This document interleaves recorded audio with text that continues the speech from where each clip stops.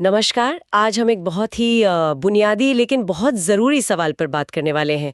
ये जो हम अपने आसपास इतनी तरह के लोग, इतनी तरह की चीज़ें देखते हैं, ये विविधता, इसका मतलब क्या है आखिर? तो आज हम क्लास 6 की सोशल साइंस की किताब है ना, सामाजिक एवं राजनीतिक जीवन आए, उसके पहले चैप्टर विविधता की समझ पर थोड़ी गहराई से बात करेंगे। हाँ, और ये किताब दिलचस्प इसलिए भी है क्योंकि इसका मकसद सिर्फ रटाना नहीं है। सही कहा। ये बच्चों के स्कूल के तजुर्बे को बाहर की दुनिया से जोड़ने की कोशिश करती है, समझने पर जोर देती है। बिल्कुल। बाल केंद्रित शिक्षा जिसे कहते हैं। हाँ, तो चलिए इसी सोच के साथ हम भी इस चैप्टर को देखते हैं कि भाई विविधता के बारे में ये क्या कहता है। हमारा मकसद साफ है, ये जानना कि विविधता है क्या, भारत में ये कैसे नजर आती है और ये हमारी जिंदगी के लिए क्यों जरूरी है, कम से कम इस चैप्टर के हिसाब से। करें शुरू? बिल्कुल। तो चैप्टर की शुरुआत एक बहुत सीधी सी बात से होती है। हम सब एक जैसे नहीं हैं। याद है वो बच्चों की भलाई तस्वीरें किताब में? हाँ हाँ, वो चित्रकारी। कैसी अलग अलग थीं सब। तो ये सिर्फ दिखने का फर्क नहीं है, हमारी भाषाएं अलग हैं, हमारा कल्चर, हमारे त्योहार, पूजा करने के तरीके, अरे यहाँ तक कि हमारे सोचने का, चित्र बनाने का तरीका भी अलग है। बिल्कुल सही। और यही चीज, ये जो फर्क है ना, यही तो इंडिया की एक बड़ी पहचान है। आप सोचिए जरा कितनी भाषाएं हैं। अनगिनत। हाँ, तरह तरह के खाने, कपड़े, त्योहार, अलग अलग धर्म, लिस्ट बहुत लंबी है। और चैप्टर एक जरूरी बात कहता है कि हम बहुत से काम शायद एक जैसे करते हैं, पर हमारे तरीके अलग अलग हो सकते हैं। अच्छा, जैसे? जैसे प्रार्थना करना सब करते हैं शायद, पर तरीके अलग हैं। शादियां होती हैं पर रस्में कितनी अलग अलग हैं। कपड़े पहनने का ढंग भी अलग है। तो ये समानता के साथ साथ भिन्नता भी है। ये बात सही है।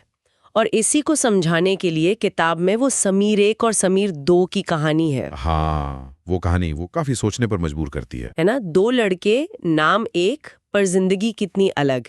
एक समीर है, अंग्रेजी बोलता है, स्कूल जाता है, हिंदू है।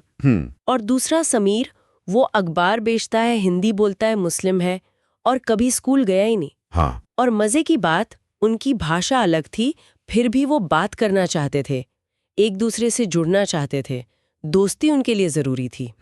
तो उनका धर्म अलग होना, उनकी संस्कृति अलग होना, एक हिंदू एक मुसलमान, ये तो साफ तौर पर विविधता का उदाहरण है। हाँ बिल्कुल, ये सांस्कृतिक और धार्मिक विविधता का एक पहलू है।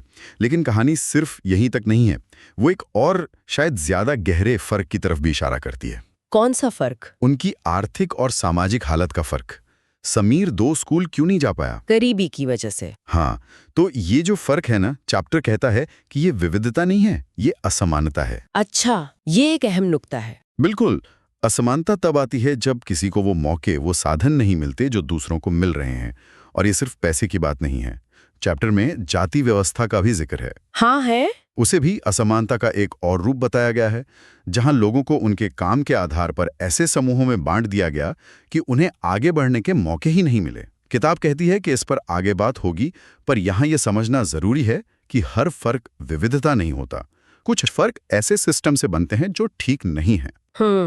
ये बहुत जरूरी बात है समझने के लिए। अंतर होना और अवसर न मिलना, ये दो अलग चीजें हैं। अच्छा, तो वापस विविधता पर आते हैं। अगर ये असमानता नहीं है तो फिर ये हमारी जिंदगी में क्या अच्छा लाती है, क्यों जरूरी है ये? देखिए, जैसे वो समीर 1 और 2 की कहानी है, अगर वो दोस्त बनते तो एक दूसरे से कुछ सीखते ना। हाँ बिल्कुल सीखते। तो वैसे ही जब हम अलग अलग तरह के लोगों से मिलते जुलते हैं तो हमारा दायरा बढ़ता है। सोचिए, दोस्तों के यहाँ अलग तरह का खाना खाना, हाँ, या उनके त्योहार मनाना, बिल्कुल, उनके कपड़े पहनना, उनकी भाषा के 2-4 शब्द सीख लेना, ये सब हमारी जिंदगी को और मजेदार और समृद्ध बनाता है। सही बात है, नए अनुभव मिलते हैं। और ये सिर्फ पर्सनल लेवल पे नहीं है, ये हमारी सोच, हमारी कल्पना को भी उकसाता है। चैप्टर में एक बड़ा मजेदार सवाल है या कि सोचो, अगर दुनिया में सब एक जैसे होते, एक जैसे दिखते, एक जैसे कपड़े पहनते, एक ही खाना खाते, बस 1-2 खेल खेलते, तो फिर कहानियां कैसे बनती? कौन लिखता? हाँ, ये तो है। सब एक जैसा होता तो बोरिंग हो जाता। एग्जैक्टली। विविधता से ही नए आइडियाज आते हैं, क्रिएटिविटी बढ़ती है। अलग अलग अनुभव होंगे तभी तो नई कहानियां, नया आर्ट बनेगा। कमाल है। ठीक है, तो ये विविधता अच्छी चीज है, जरूरी है। पर सवाल ये है कि भारत जैसा देश इतना विविध बना कैसे? इसके पीछे क्या कारण हो सकते हैं? अध्याय इसके 2 मेन कारण बताता है। एक तो ऐतिहासिक मतलब हिस्ट्री से जुड़े, जी। और दूसरा भौगोलिक यानी ज्योग्राफी जगह से जुड़े। अच्छा, पहले ऐतिहासिक कारणों की बात करें। हाँ, तो देखिए हजारों सालों से लोग एक जगह से दूसरी जगह आते जाते रहे हैं। कभी व्यापार के लिए, कभी नई जमीन खोजने, कभी नौकरी के लिए, या फिर कभी-कभी युद्ध या अकाल जैसी मुश्किलों से बचने के लिए। हाँ, ये तो होता है। और पुराने जमाने में सफर आसान तो थे नहीं। घोड़े, ऊंट, जहाज या पैदल बहुत लंबा वक्त लगता था, तो अक्सर लोग जहां पहुंचते थे वहीं बस जाते थे।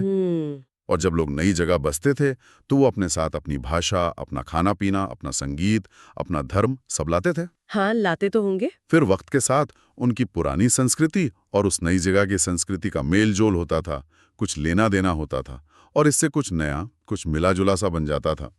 दुनिया में कहीं भी आप देखें, कल्चर ऐसे ही बना है, लेन देन से। अच्छा, ये तो हुई इतिहास की बात। और भूगोल का क्या रोल है? जगह कैसे विविधता लाती है? भूगोल का असर भी बहुत गहरा होता है। सोचिए, कोई पहाड़ों में रह रहा है, कोई रेगिस्तान में, कोई समंदर किनारे, कोई हरे भरे मैदान में। हाँ, बिल्कुल अलग माहौल होता है। तो वहां जैसा माहौल होगा, लोगों को उसी हिसाब से ढलना पड़ेगा। समंदर किनारे वाले शायद मछली पकड़ेंगे, उनका खाना पीना, कपड़े अलग होंगे। हाँ। पहाड़ों वालों का जीवन बिल्कुल अलग होगा। सही है। जहां जैसी फसल उगेगी, जैसा मौसम होगा, जीने का तरीका भी वैसा ही बन जाएगा। शहरों में शायद हम इस पर इतना ध्यान नहीं देते। हाँ, क्योंकि हम ज्यादातर चीजें बाजार से ले आते हैं। हाँ, पर गांव देहात में ये आज भी दिखता है कि कैसे लोगों की जिंदगी उनकी जमीन, उनके मौसम से जुड़ी है। अच्छा, तो इन दोनों चीजों को, इतिहास और भूगोल को समझाने के लिए किताब में दो बिल्कुल अलग जगहों के उदाहरण दिए हैं। एक उत्तर में लद्दाख और एक दक्षिण में केरल। हाँ, बिल्कुल। पहले लद्दाख की बात करते हैं। हाँ।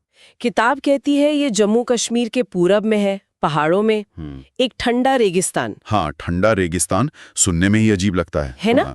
बारिश होती नहीं, ज्यादातर टाइम बर्फ जमी रहती है, पेड़ पौधे भी बहुत कम, पीने का पानी भी तब मिलता है जब गर्मी में बर्फ पिघलती है। सोचिए कैसी मुश्किल जिंदगी होगी। तो ऐसे में लोग करते क्या होंगे? किताब बताती है कि वो खास तरह की भेड़ बकरियां पालते हैं, खासकर वो जिनसे पश्मीना ऊन मिलती है। ओहो, पश्मीना, वो तो बहुत महंगी होती है। हाँ, बहुत कीमती।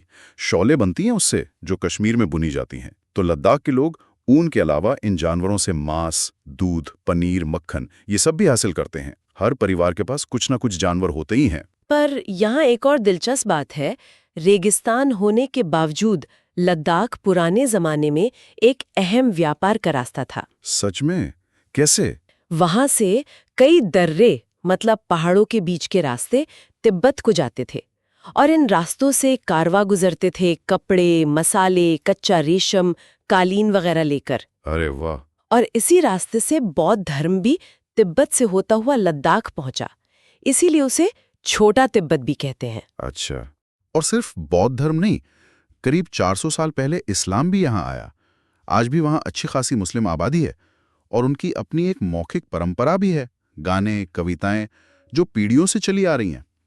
तिब्बत का एक मशहूर ग्रंथ है केसर सागा। हाँ, सुना है। वो लद्दाख में बहुत लोकप्रिय है, और मजे की बात, उसके लोकल वर्जन को मुस्लिम और बौद्ध दोनों गाते हैं, स्टेज पर परफॉर्म करते हैं। वाह, रेगिस्तान में व्यापार और इतनी मिलीजुली संस्कृति, कमाल है। अच्छा, अब चलते हैं बिल्कुल दूसरे कोने में, केरला। हाँ, केरला, भारत के एकदम साउथ वेस्ट कोने में। एक तरफ समुंदर, दूसरी तरफ पहाड़ियां। और इन पहाड़ियों पर क्या उगता है? मसाले, काली मिर्च, लौंग, इलायची, और इन्हीं मसालों की वजह से सदियों पहले व्यापारी यहाँ खिंचे चले आए। अच्छा, मसालों के लिए? हाँ, कहते हैं सबसे पहले यहूदी और अरब व्यापारी आए, फिर ईसा मसीह के एक शिष्य संत थॉमस भी करीब 2000 साल पहले यहीं आए थे। माना जाता है कि भारत में ईसाई धर्म वही लाए। ओह, 2000 साल पहले? हाँ, और अरब देशों से भी बहुत व्यापारी आए, यहीं बस गए। एक मशहूर यात्री था इब्न बतूता। हाँ, नाम सुना है। वो करीब 700 साल पहले यहाँ आया था।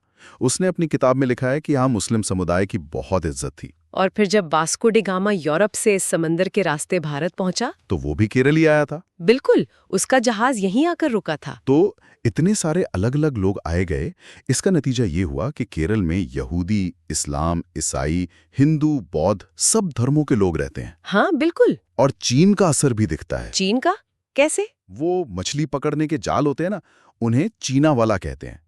वो दिखने में चीनी जालों जैसे लगते हैं, और तलने के बर्तन को चीना चट्टी कहते हैं। ये चीन शब्द शायद चीन से ही आया है। अरे वाह, ये तो पता ही नहीं था। और हाँ, वहाँ की जमीन बहुत उपजाऊ है, बारिश खूब होती है तो चावल बहुत होता है, इसलिए लोगों के खाने में चावल, मछली, सब्जियां मेन है। और वो ओणम त्योहार पर नावों की रेस होती है ना, हाँ, स्नेक बोट रेस, वो तो बहुत फेमस है। वो भी केरल की पहचान है। तो अब इन दोनों जगहों को, लद्दाख और केरल को साथ में देखें तो बड़ी दिलचस्प तस्वीर बनती है ना। भूगोल कितना अलग है।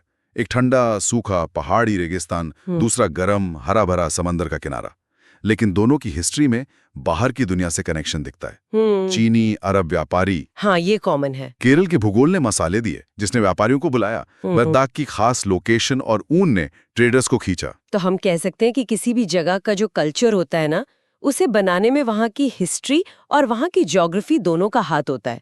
ये दोनों जुड़े हुए हैं। और ये कहानी से पुराने वक्त की नहीं है। आज भी जब लोग काम के लिए या किसी और वजह से एक शहर से दूसरे शहर, एक देश से दूसरे देश जाते हैं, हाँ, जाते हैं, तो वो अपनी संस्कृति साथ ले जाते हैं, नई जगह से कुछ सीखते हैं।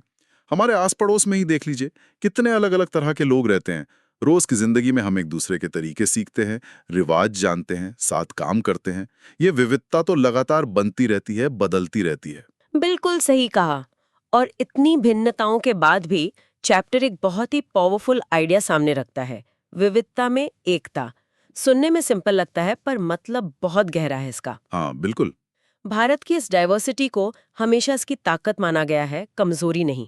जब अंग्रेजों का राज था तो सोचिए, अलग अलग धर्म, भाषा, इलाके के लोग, मर्द, औरतें सब मिलके लड़े आजादी के लिए।